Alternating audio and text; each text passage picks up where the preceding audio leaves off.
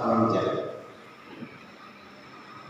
Dari orang ini muncul lagi dari APBN. Tetapi Bapak Ibu sekalian boleh mulai tahun depan kita dipotong ibaratnya untuk langsung ibarat itu 30% dalam persoalan kita mengurangi visi dan yang lain. Jadi buat saya operasional kertas sepertinya bisa terisi. Kalau visi itu harus ditunda untuk sekian waktu, kita tidak ada masalah.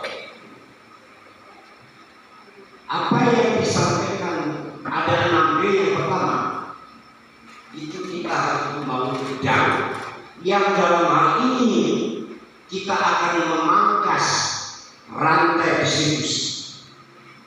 Kalau saya gambarkan kemarin kita waktu itu di Komisi 2 juga pernah membahas, kita akan dikelaskan dulu dari pabrik produsen keluar konglomerat Jakarta dikirim ke provinsi, masing-masing mereka ngambil lontong, dikirim lagi dari Bandar Lampung ke Bensewu, ngambil lontong lagi, Bensewu ngambil lagi lontong untuk jual di Bonjowarno. Kalau masyarakat kita nomor tingkatan nomor 5, kalau 2005 10.000. Kalau dipangkas pasokan yang sebagaimana yang saya sebutkan tadi, maka kita akan ngirim berapa ini. Artinya kalau saya benar-benar ngobrol sama wartawan, itu saya berpikir bahwa setiap bulan dana warung-warung yang ada di Polda itu mencapai 3-400 masuk ke Bonjowarno karena grosirnya ada di Bonjowarno. Kalau kita besok ada operasi, Pak Masuk dan Pak Jose semangat. Kalau bisa kita punya operasi, maka warung-warung kita belanja di operasi dengan pangkas meningkatkan harga 2.000 sampai 5. Ini barangkali gambaran. Terus yang kedua yang saya sebutkan tadi itu adalah kita harus punya klinik, kita harus punya obat murah dengan memberikan operasi, kita harus punya gudang sembako yang pidato menteri, kita harus menyalurkan pupuk, menyalurkan gas LPG, membuat greening karena disiapkan BRI dan Mandiri. Kalau orang lain ngambil 5.000 per juta, Mas Adi, mohon maaf kalau besok operasi hanya ngambil 2.000 per juta.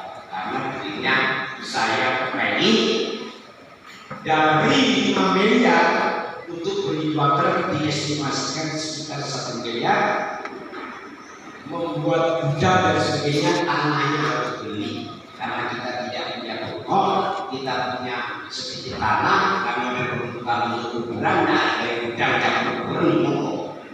Tapi ya barangkali ini sebuah hikmah Bapak Ibu sekalian bahwa itu sudah kita siapkan mulai di rencana pasar yang memang masih tertunda-tunda.